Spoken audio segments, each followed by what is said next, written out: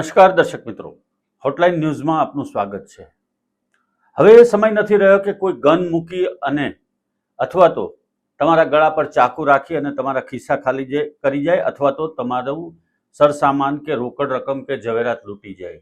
હવેનો સમય છે છેતરપિંડી કરવા માટે ડિજિટલ એરેસ્ટ કરવા અથવા તો એક ક્લિક કરી અને તમારી તમામ બેંક એકાઉન્ટની જણસ ખાલી કરી નાખો।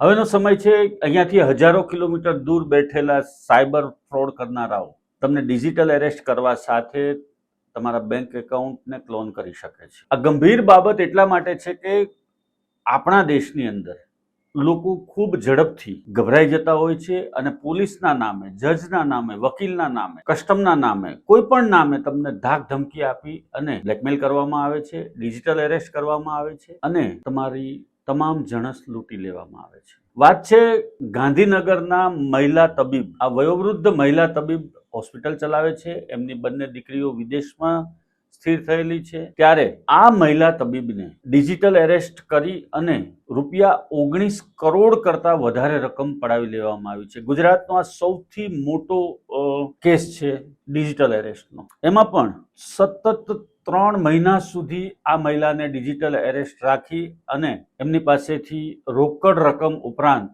એમની 2 મિલકતો વેચાવવામાં આવી હતી, એમના શેર સર્ટિફિકેટ પણ વેચી દેવામાં આવ્યા હતા। આ ઉપરાંત ગોલ્ડ લોન લેવડાવી અને દાગીના પણ પડાવી લેવામાં આવ્યા હતા। 19 કરોડ રૂપિયા જેવી માતબાર રકમ કંબોડિયાની ગેંગ દ્વારા આ મહિલાને ડિજિટલ એરેસ્ટ કરી અને પડાવી લેવામાં આવી। આ મહિલા જ્યારે 16 તારીખે ફરિયાદ કરવા માટે ગયા ત્યારે એમણે પોતાની આપવીતી જણાવી હતી અને પોલીસે કેસની ગંભીરતાને ધ્યાનમાં લઈ અને તત્કાલ ગુનો દાખલ કર્યો। આ તપાસ દરમિયાન સુરતનો એક યુવાન સુરતના વલથાણમાં રહેતા લાલજી બલદાણિયા નામના એકાઉન્ટ હોલ્ડરનો આમાં ઉપયોગ કરવામાં આવ્યો છે।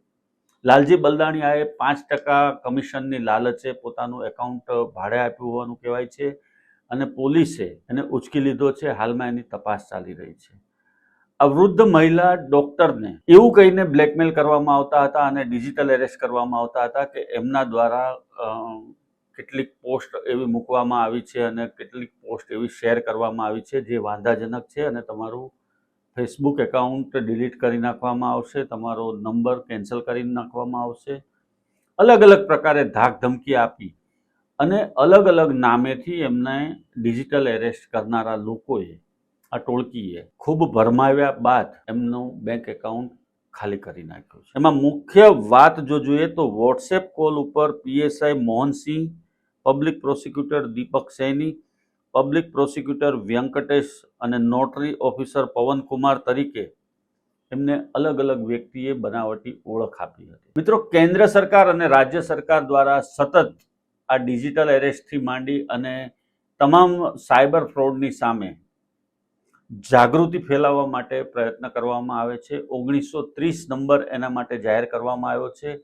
સાયબર ફ્રોડની કોઈ પણ ઘટના બને તો તમે આ નંબર પર સંપર્ક કરી અને મદદ લઈ શકો છો, પોલીસની મદદ લઈ શકો છો, પોલીસ ફરિયાદ નોંધાવી શકો છો। પરંતુ આ લોકો એવા જ લોકોને શિકાર બનાવે છે જે એમની વાતોમાં સરળતાથી આવી જાય અથવા તો બીજી રીતે વિડીયો કોલ કરી અને એમને બ્લેકમેલ કરવામાં આવે છે।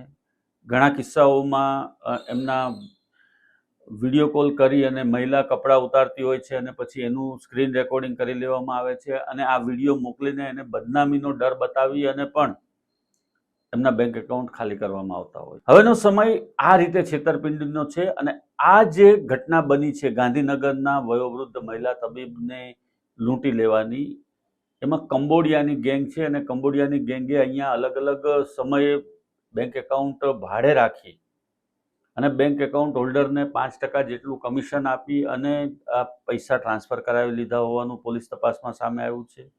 પોલીસનું કહેવું એવું પણ છે કે 3 મહિના સુધી આ મહિલાને ડિજિટલ એરેસ્ટ કરાયા અને એમનું એકાઉન્ટ ખાલી કરવામાં આવ્યું। એના કારણે એમની પાસેથી રિકવરીના ચાન્સીસ ખૂબ ઓછા છે। મની બધી ટ્રાન્સફર થઈ ગઈ છે, પૈસા બધા ટ્રાન્સફર કરી દેવામાં આવ્યા છે। સહેજ પણ ગફલતમાં રહ્યા વગર આવી કોઈ પણ ઘટના બને તો તાત્કાલિક પોલીસનો સંપર્ક કરવો જોઈએ। પોલીસનો જે હેલ્પલાઇન નંબર છે એના ઉપર અથવા તો સ્થાનિક પોલીસનો સંપર્ક કરો તો એ તમને મદદરૂપ થશે।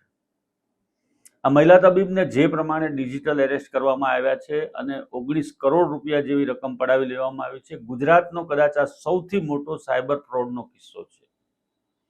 દેશમાં મુંબઈમાંથી એક આવો જ કિસ્સો સામે આવ્યો હતો. એની રકમ 20 કરોડથી વધારે હતી.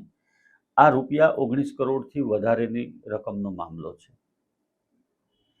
આવનારા દિવસોમાં હજુ પણ કપરી પરિસ્થિતિ આવશે, કેમ કે આ લોકો નવા આઈડિયાઝ અને નવી ટ્રીક અજમાવી અને તમને ગમે તે રીતે બ્લેકમેલ કરીને અથવા તો ધાકધમકી આપીને ડિજિટલ એરેસ્ટ કરીને કે કોઈ પણ રીતે તમારા મહેનતના રૂપિયા, તમારી કમાણી ગવન કરી જવા માટે તત્પર છે.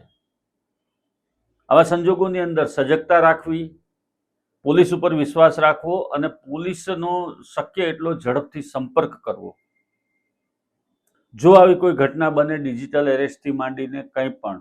બીજી વસ્તુ એ પણ યાદ રાખવા જેવી છે કે પોલીસ હોય કે વકીલ હોય કે જજ હોય, કોઈ પણ વ્યક્તિ ક્યારેય તમારી સાથે વિડીયો કોલ કરી અને વાત નથી કરતા. જે લોકો સત્તાવાર રીતે ઓફિશિયલ જે લોકો કામ કરતા હોય છે, એ લોકો ક્યારેય વિડીયો કોલ પર આવતા નથી. એટલે આવો કોઈ પણ કોલ આવે તો એને તરત બ્લોક કરી અને પોલીસનો સંપર્ક કરવો જોઈએ. સતર્કતા અને સજગતાથી જ આવા બધા કિસ્સાઓને અટકાવી શકાશે, આવી ઘટનાઓને ટાળી શકાશે. દર્શક મિત્રો, આપને અમારો આ વિડીયો કેવો લાગ્યો એ અંગે આપનો પ્રતિભાવ જરૂર આપજો. હોટલાઇન ન્યૂઝ ચેનલને આપ લાઈક કરો, શેર કરો અને સબસ્ક્રાઇબ કરો. ધન્યવાદ.